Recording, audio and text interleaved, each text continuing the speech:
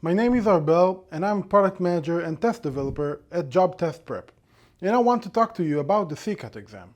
CCAT, the Criteria Cognitive Aptitude Test, is one of the most common pre-employment tests out there.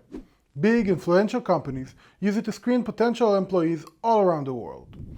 The test aims to measure competencies that correlate with successful employment, problem-solving abilities, learning skills, and critical thinking.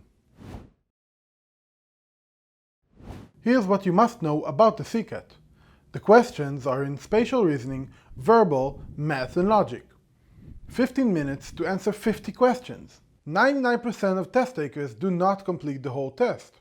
No calculator is allowed, but bringing a pen and paper is recommended. Practicing is essential, since there's a lot of competition. You see, it's not enough just to pass the test, you must score as high as you can. Let's talk a bit more about the CCAT test format and structure. The CCAT consists of different types of questions, spatial or abstract reasoning, verbal, math, and logic.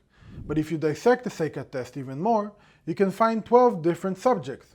Some of them are word problems, tables and graphs, word analogies, sentence completion, figural matrices, error checking, and more.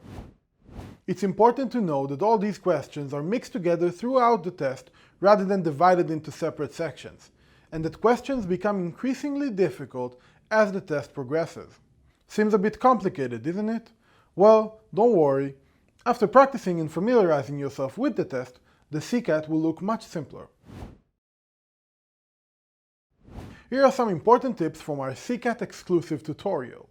Because of time restraints, you should sprint and not just walk through the test.